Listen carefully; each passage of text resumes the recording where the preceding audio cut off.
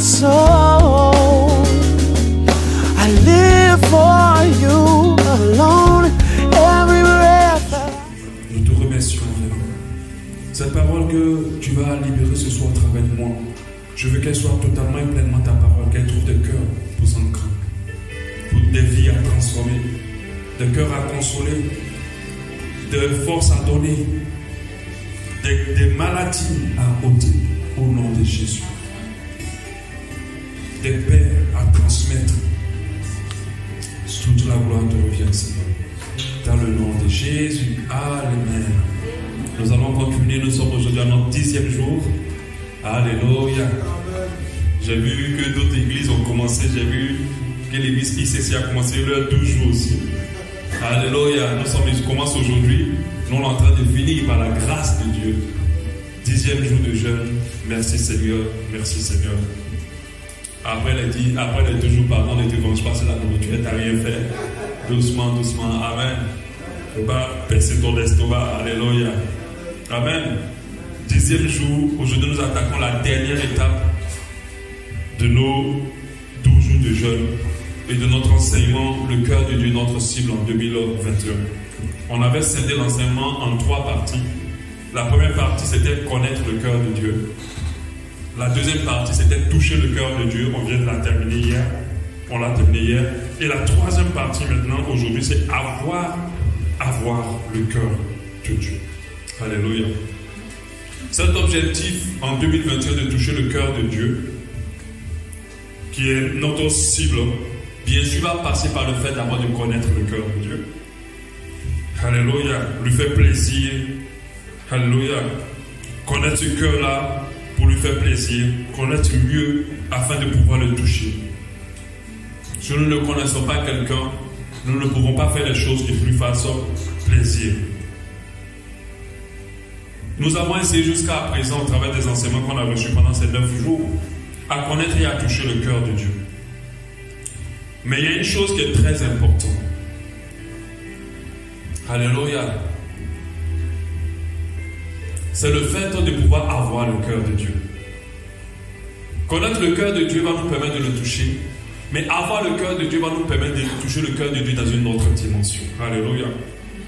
Avoir le cœur de Dieu va nous donner la capacité de mieux encore toucher le cœur de Dieu.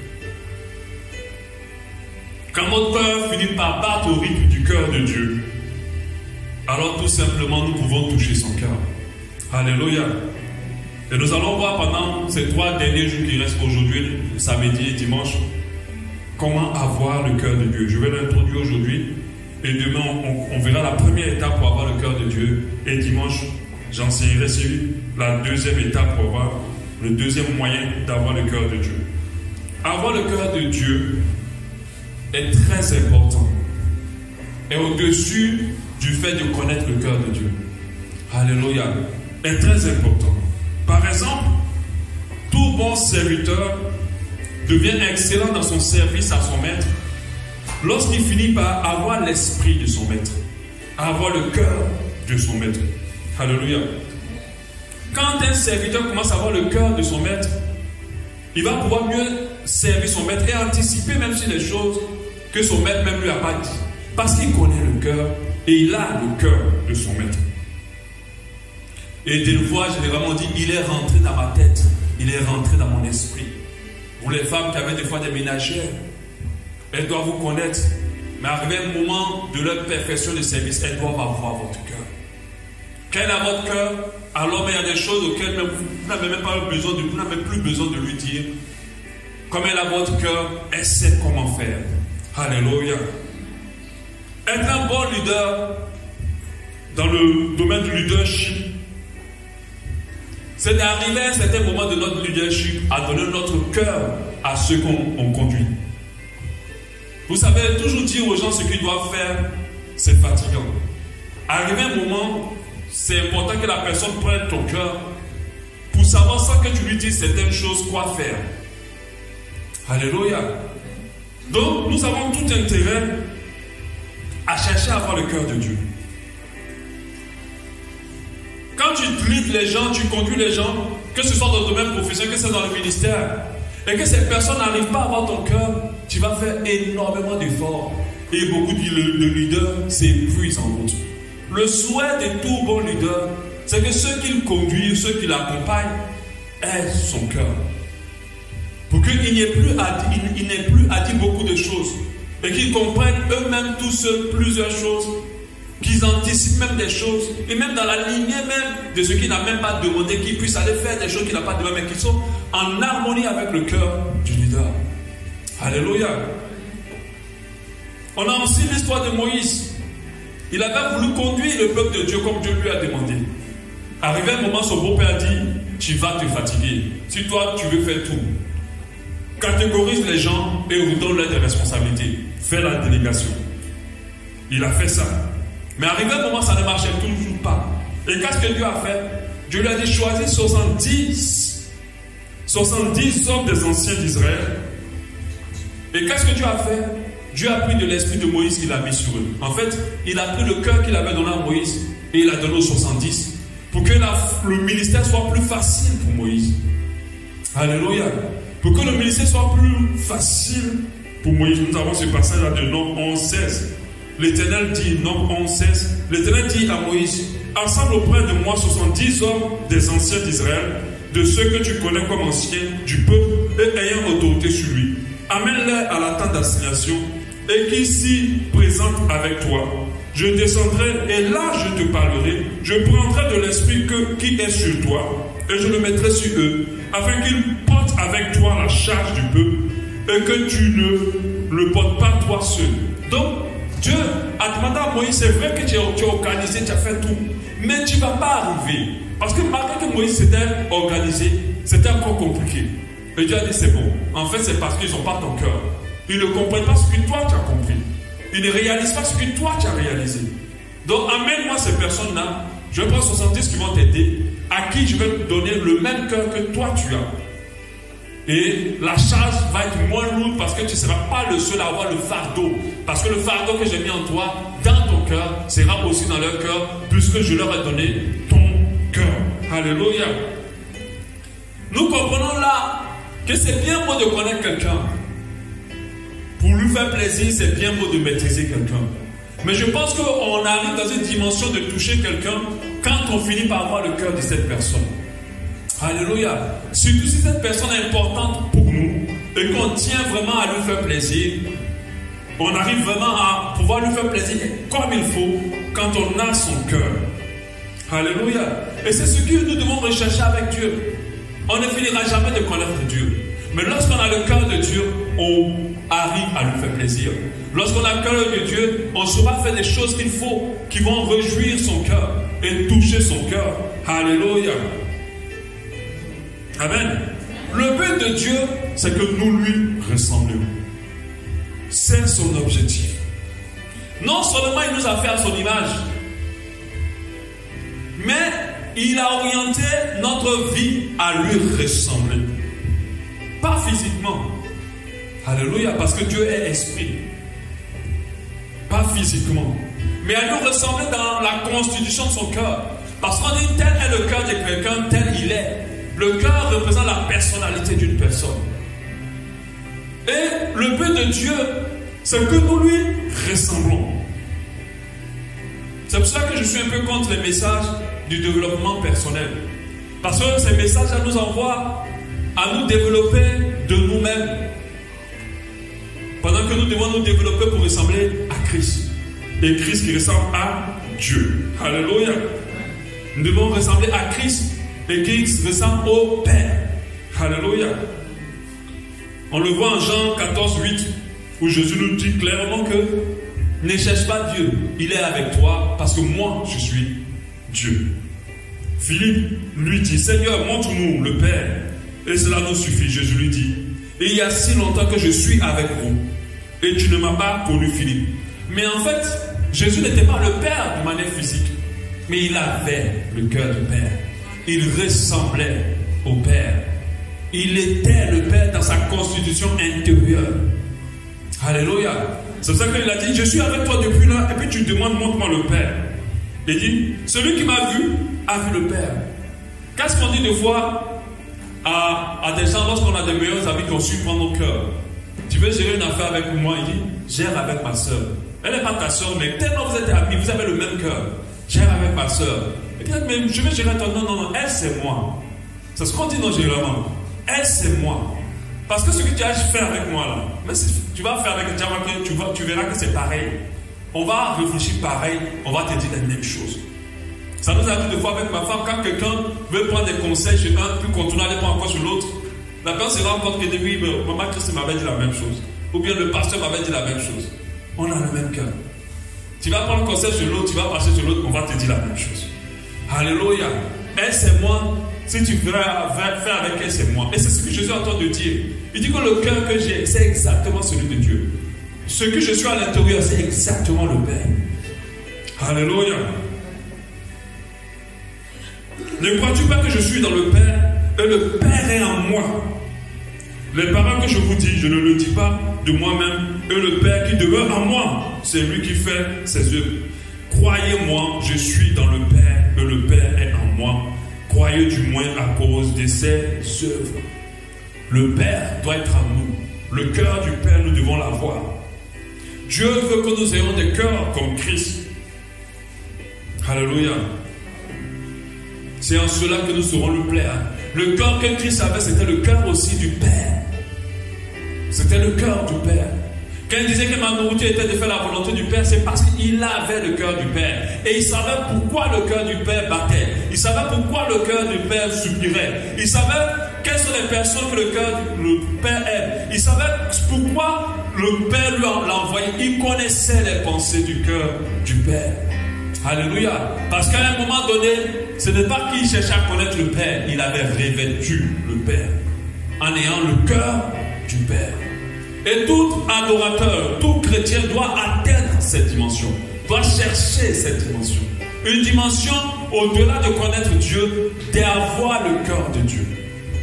Alléluia. Et quand tu arrives à ce niveau-là, il y a beaucoup de choses qu'on n'a plus besoin de t'expliquer. Tu les comprends tout de suite. On n'a plus besoin de t'enseigner sur la sanctification. On n'a plus besoin de t'enseigner sur l'amour du prochain, sur le pardon, sur plein de choses. Parce que Dieu a mis son cœur en toi. Alléluia. Amen. Comme le Père est, comme le Père est. Plusieurs versets nous insistent à être comme le Père. Matthieu 5, 48 nous dit, soyez donc parfaits, comme votre Père céleste est parfait.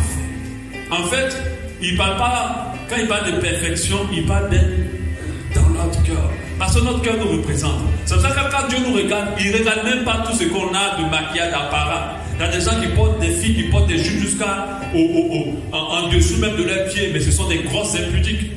Dieu ne regarde pas l'apparence. Il regarde à l'état de notre cœur. Parce qu'il sait que notre cœur nous représente exactement. Alléluia. Amen.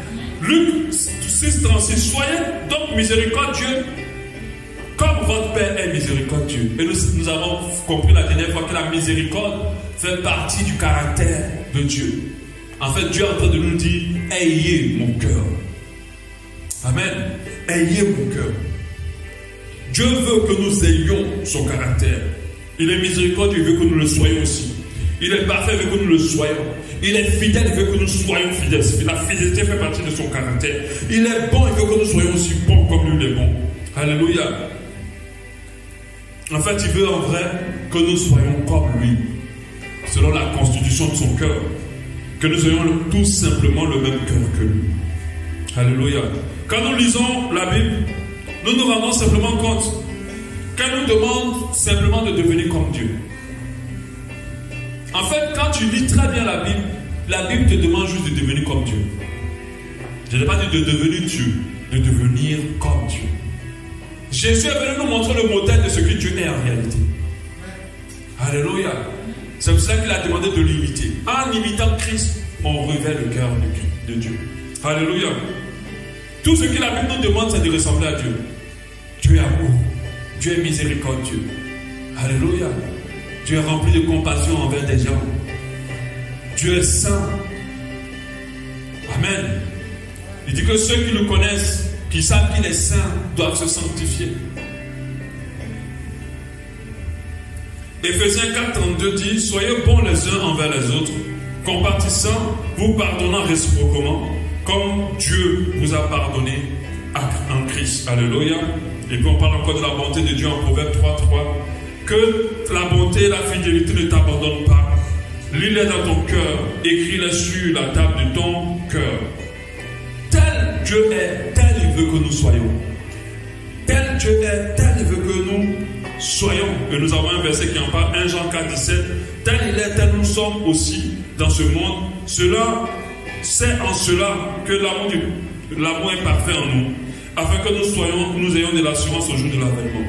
Dieu veut que nous soyons comme il est, pour avoir de l'assurance au jour de l'avènement. C'est beau de le connaître, mais c'est plus important de pouvoir avoir son cœur, de rechercher à avoir son cœur, que nos cœurs puissent battre comme son cœur bat, que nos cœurs puissent battre pour les choses dont son cœur bat aussi, que nos cœurs soient remplis des choses desquelles son cœur est rempli. Alléluia. Quand nous atteignons cette dimension, nous atteignons ce qu'on appelle un level des adorateurs que le Seigneur recherche.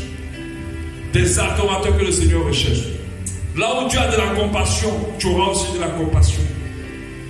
Là où Dieu est miséricordieux, tu seras miséricordieux. Alléluia. Et c'est très important d'avoir le cœur de Dieu si on veut toucher le cœur de Dieu. La parole de Dieu nous dit, Amen, en Ézéchiel 36:26, je vous donnerai un cœur nouveau et je mettrai en vous un esprit nouveau. J'ôterai de votre corps le cœur de pierre et je vous donnerai un cœur de chair. En fait, il entend de dire, je vais vous donner mon cœur. Il a compris qu'il peut tout dire aux gens. Il a essayé avec les peuples juifs, avec la loi. Il a donné plein de règles pour les demander d'appliquer. Mais ça n'a pas marché. Il les a frappés, il les a punis comme on le fait des fois avec nos enfants. Ça n'a pas marché. Le peuple était toujours rebelle. Le peuple était toujours difficile. Le peuple était toujours idolâtre. Il a dit maintenant c'est bon. Je pense que j'ai compris. Je ne vais pas simplement leur donner la loi. Je vais mettre la loi en eux. Je vais prendre mon cœur et je vais leur donner. Et c'est là qu'il a amené Jésus pour nous présenter le cœur de Dieu. Nous sommes là. Des choses peuvent nous arriver, beaucoup de choses peuvent passer. Mais nous ne lâchons pas la main de Dieu. Nous efforçons toujours à faire les choses selon la parole de Dieu. Parce qu'à un moment de notre marche et d'adoration, de notre profondeur avec le Seigneur, nous revêtons le cœur de Dieu. Il y a des gens qui pleuraient jamais, qui n'ont jamais pleuré. Chez eux, c'est la saison sèche toute leur vie. Mais quand ils ont eu le cœur de Dieu, ils ont pleuré toutes les larmes de leur corps. Ils n'ont pas compris pourquoi ils ont pleuré. Alléluia.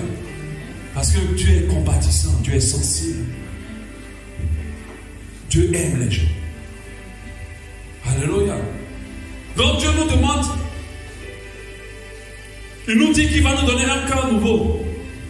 Et il a compris que s'il n'avait pas fait ça avec les Juifs, le peuple qu'il avait choisi, ça n'allait pas marcher. Jésus est venu d'abord pour eux, pour qu'ils aient le cœur de Dieu. Et quand ils ont eu le cœur de Dieu, les choses se sont bien passées. Quand Jésus est venu faire sa mission, Jésus n'avait pas besoin de toujours dire aux Juifs, à ses disciples, ce qu'il fallait faire. Qu'est-ce qu'il a fait? Avant de partir, il les a laissé son cœur. Amen. Il a laissé son cœur aux disciples. Et quand il était parti, il n'avait plus rien à dire. Parce que comme il pensait, eux ils pensaient. Comme il voyait, eux ils voyaient. Ce qu'il voulait, eux ils voulaient.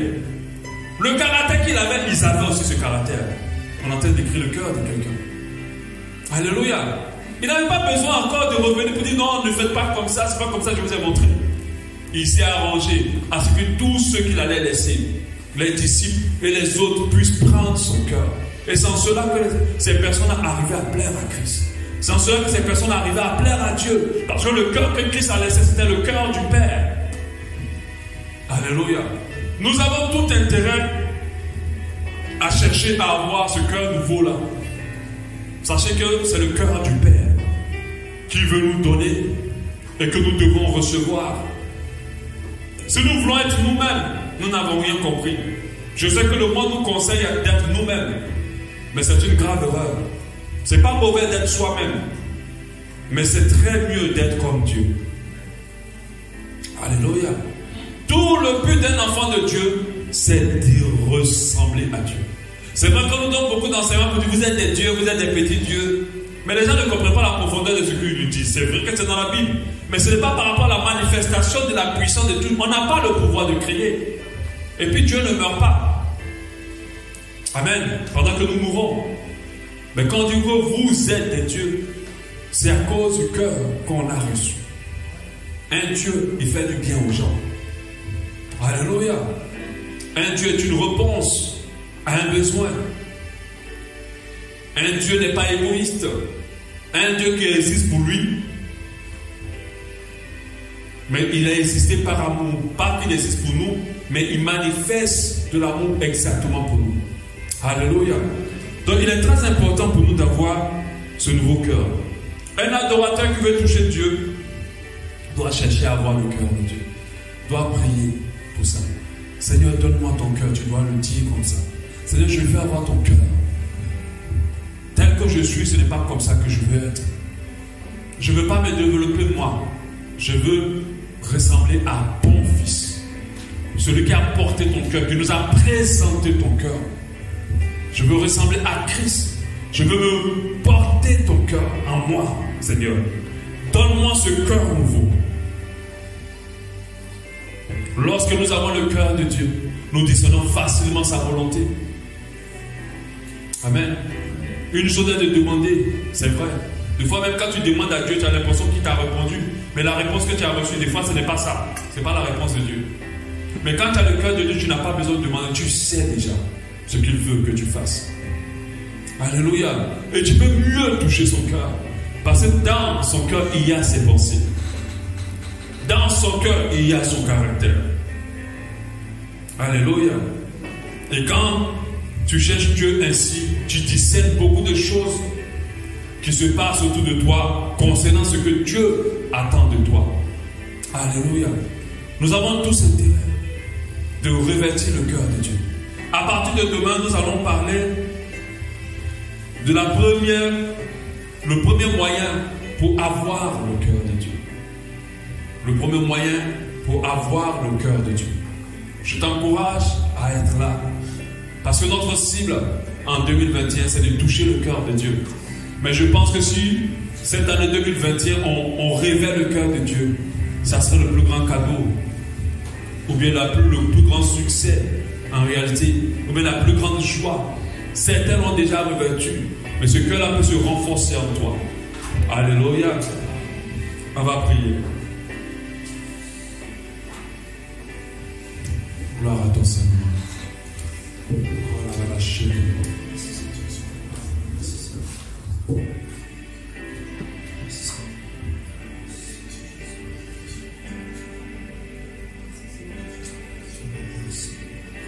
Prions par rapport à cela.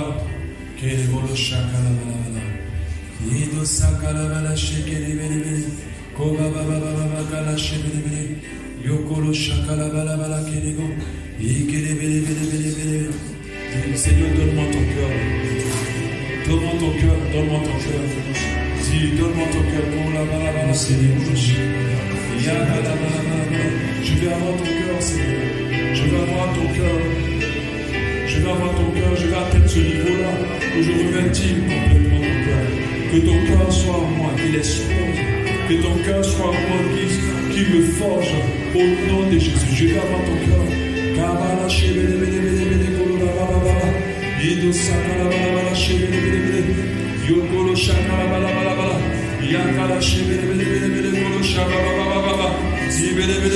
Donne-moi ton cœur, Seigneur. Donne-moi ton cœur, je veux revêtir ce cœur. Ce cœur nouveau que tu veux me donner, donne-le-moi. Donne-le-moi au nom de Jésus. Donne-moi ton cœur en toutes choses. Donne-moi ton cœur en toutes choses. Je vais avoir ton cœur.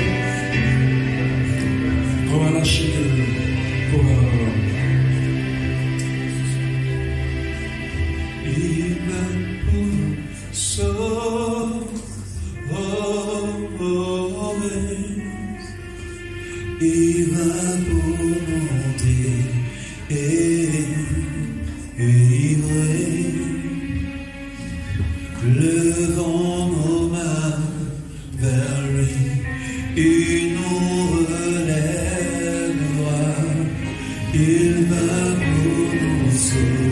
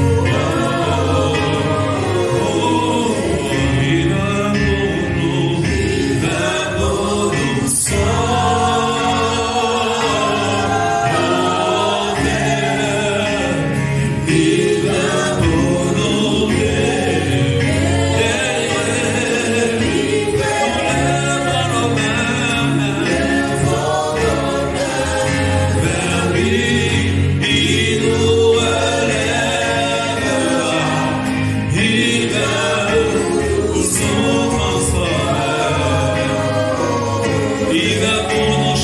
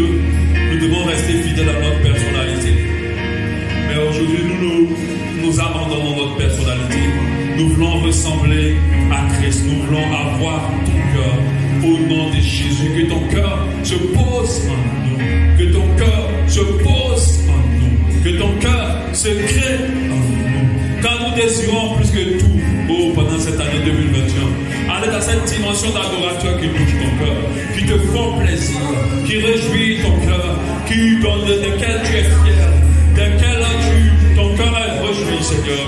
Nous voulons cela. Donne-nous ton cœur, Seigneur.